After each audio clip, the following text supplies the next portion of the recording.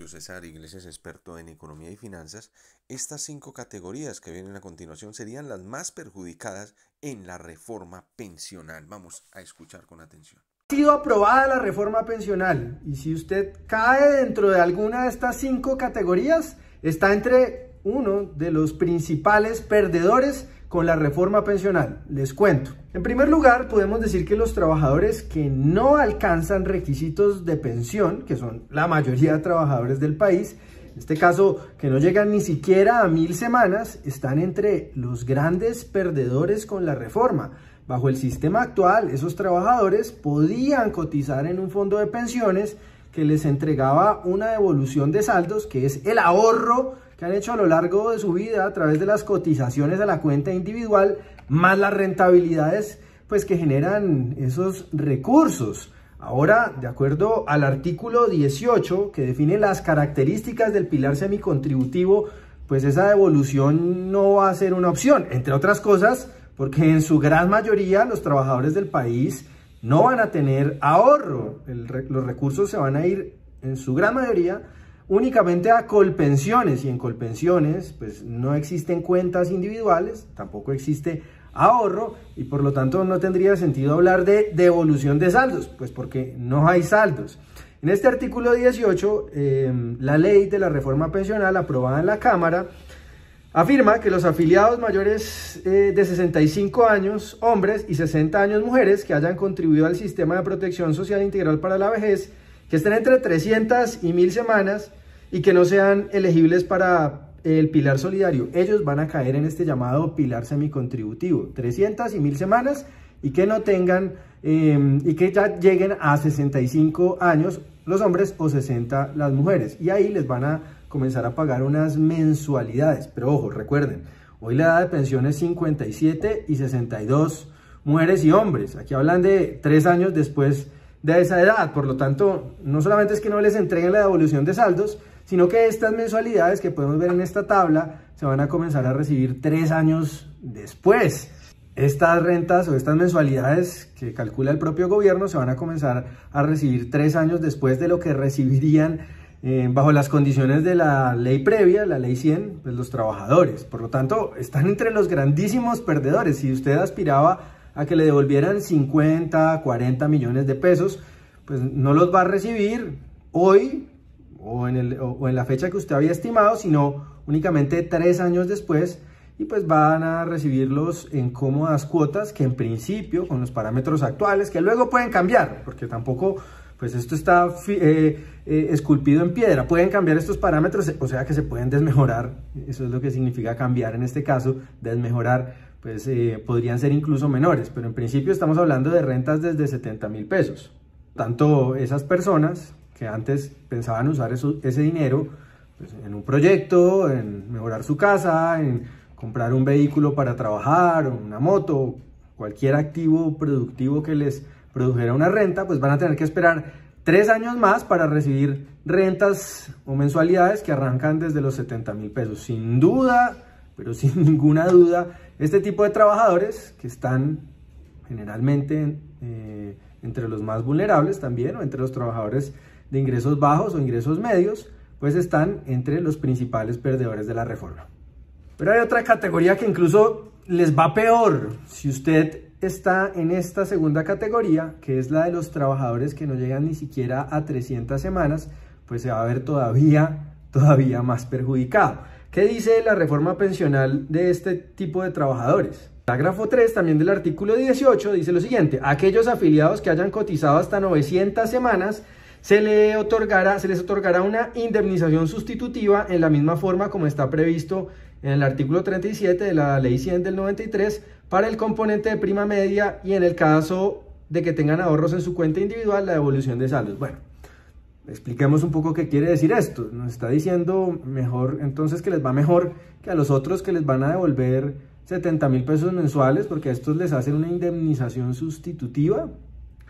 Pues no, desgraciadamente, porque no les van a hacer una devolución de saldos, insisto, porque no hay saldos, porque no hay ahorro bajo el sistema actual, al menos en la mayoría de casos, de aquí en adelante, salvo de los que tengan recursos actuales ahorrados en una AFP, pero pensemos de aquí en adelante, por ejemplo, los jóvenes que van a comenzar a cotizar al sistema, pues en ningún caso, la mayoría de ellos van a tener ahorro, ¿no? Van a tener únicamente o van a hacer aportes únicamente a Colpensiones. Entonces no hay devolución de saldos, sino que únicamente hay indemnización sustitutiva de acuerdo a lo que está contemplado en la ley 100, dice la reforma.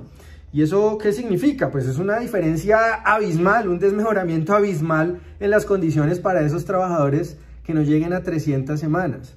Por ejemplo, un trabajador de ingresos medios, de acuerdo a un estudio de ANIF, recibe 3.7 veces más en devolución de saldos, o sea, recibiría 3.7 veces más si está hoy en un fondo de pensiones, que ya no va a tener la posibilidad de estarlo, porque únicamente va a poder cotizar a Colpensiones, que si recibe una indemnización sustitutiva, que es lo que obliga esta ley.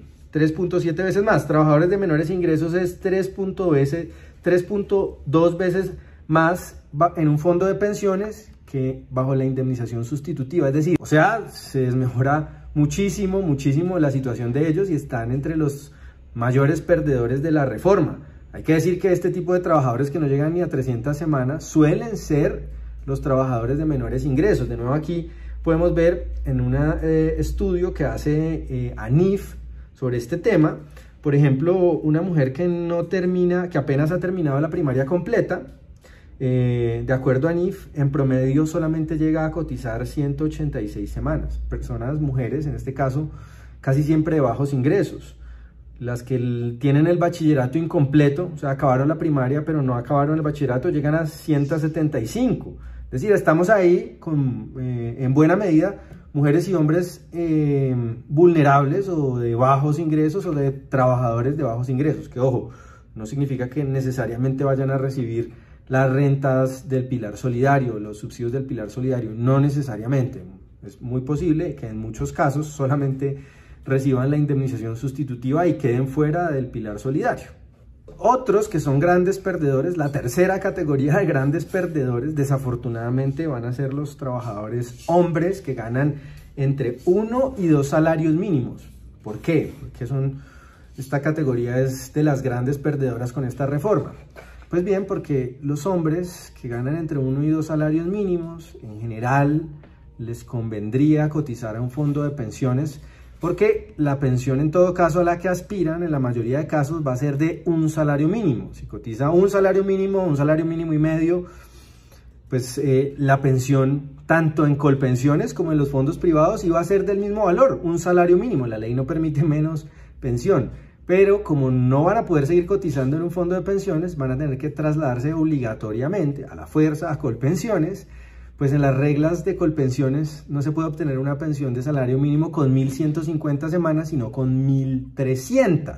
Eso significa que les van a subir, pues de facto, 3 años el número, o en 3 años el número o el tiempo que van a tener que cotizar al sistema. En muchos casos esto puede representar 3 años más de edad de pensión. De facto, les suben la edad de pensión a millones de trabajadores, en este caso hombres, por obligarlos a trabajar o a cotizar 3 años más. Entonces, pues claramente están entre los grandes perdedores. Para las mujeres hay otras consideraciones, porque la reforma, al contrario, les baja la edad, el número de semanas que deben cotizar, pero en el caso de los hombres es clarísimo que tienen que cotizar 3 años más, 150 semanas más, y para este tipo de personas que ganan entre 1 y 2 salarios mínimos, que son el grueso de los hombres, la mayoría de hombres caen en esta categoría, pues van a obtener la misma pensión que habrían obtenido en un fondo de pensiones. La misma pensión, pero más tiempo cotizando, 3 años más en muchos casos. Por lo tanto, estamos hablando de que están ahí, o en esta categoría están algunos de los grandes perdedores, de los grandes derrotados con esta reforma pensional. Luego estamos en otra categoría que son los afiliados a Colpensiones. Aquí ha habido mucha confusión porque se creía que los afiliados a Colpensiones no tenían nada que ver con esta reforma, porque supuestamente se trataba de debilitar a los fondos de pensiones y fortalecer a Colpensiones, y pues eso lo haría creer a uno que entonces los afiliados a Colpensiones salen ganando. No, para nada, no. Los afiliados a Colpensiones que ganan más de 2.3 salarios mínimos y que no caigan en el régimen de transición, pues van a tener que cotizar hasta 2.3 en Colpensiones, y el saldo, la diferencia, por ejemplo, si gana 4 salarios mínimos, pues cotiza 2.3 en Colpensiones y 1.7 salarios mínimos en un fondo privado.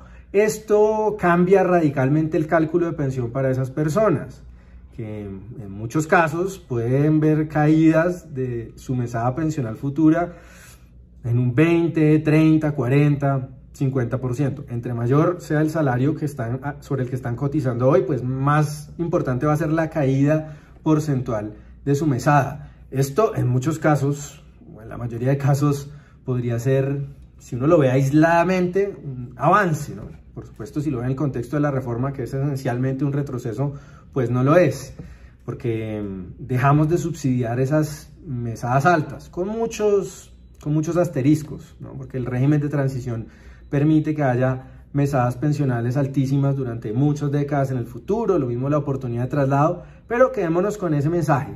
Entre los grandes perdedores de la reforma pensional, porque van a ver recortadas sus mesadas pensionales futuras, están los afiliados actuales a Colpensiones, que ganen más de 2.3 salarios mínimos, o que tengan la expectativa en el futuro, en algún momento, de ganar más de 2.3 salarios mínimos. Así no estén ganando hoy más de 2.3 salarios mínimos. Si su expectativa en la vida era ganar más de ese valor, pues le están recortando la mesada pensional, incluso si está en Colpensiones. Finalmente, y esto un poco es una categoría que cabe dentro de las anteriores, pero para dejarlo más claro y explícito lo quise poner como una categoría de perdedores diferente, ¿no? Los trabajadores de bajos ingresos. Los afiliados al sistema pensional de bajos ingresos están son los grandes derrotados con la reforma. Lo explicaba anteriormente. Muchos trabajadores de bajos ingresos ganan cerca de un salario mínimo, lo cual indica que les están subiendo el número de semanas que tienen que cotizar y por lo tanto de facto la edad de pensión. Están también entre los que no logran cotizar más de 300 semanas o logran cotizar apenas entre 300 y 1000 y por lo tanto no alcanzan requisitos de pensión. Para verlo con mayor claridad, para entender por qué los trabajadores de bajos ingresos están entre los más perjudicados, fíjense en esta tabla que nos dice cuál es la probabilidad de pensionarse de una persona de acuerdo a su nivel educativo. Es una tabla de ANIF, pero que también tiene mucho que ver obviamente con su nivel de ingresos. Por ejemplo, para una mujer con primaria, apenas terminada la primaria, la probabilidad de pensionarse es muy baja, apenas el 23%. Para un hombre es más alta, el 40%. Una mujer con el bachillerato incompleto, apenas la probabilidad de pensionarse, según ANIF, es 22%, para un hombre apenas del 35%. Solamente las personas más educadas y por lo tanto de mayores ingresos tienen alta probabilidad de pensionarse, superior al 50%. Hombres y mujeres con universidad terminada, en general, esos son los que tienen más probabilidad de pensionarse. O sea, los más pobres, los trabajadores de menores ingresos, poca probabilidad de pensionarse y por lo tanto alta probabilidad de quedar entre las categorías anteriores que están entre las más perjudicadas. Muy probable quedarse con menos de 300 semanas, muy probable verse perjudicado por el aumento de facto de las semanas a cotizar para ganarse el salario mínimo, muy probable quedarse entre 300 y 1000 y que les están quitando la posibilidad de recibir una devolución de saldos y a cambio les están dando una mensualidad pues pírrica en la mayoría de casos 3 años después. Todos esos factores que vimos del punto 1 al 4 se concentran o son más probables para personas de bajos ingresos. Por eso la reforma pensional, contrario a la noción generalizada, afecta más a los trabajadores de bajos ingresos. Otra cosa distinta es que muchas personas que no están trabajando o que no tienen empleo o que están en la pobreza extrema, pues puedan verse beneficiadas por el pilar solidario, por un programa de subsidios. Programa de subsidios que además es financiado con, digámoslo, estos perjuicios que hemos descrito a los trabajadores de bajos ingresos. La reforma pensional constituye una especie de Robin Hood siniestro, ¿no? Reduzcámosles estas posibilidades, desmejoremos la situación pensional de los trabajadores de bajos ingresos que cotizan al sistema para transferir rentas a personas todavía más pobres, que no tienen ni siquiera trabajo, que no están formales, etc. Esa es la lógica, un Robin Hood siniestro que le roba a pobres para entregarle a más pobres.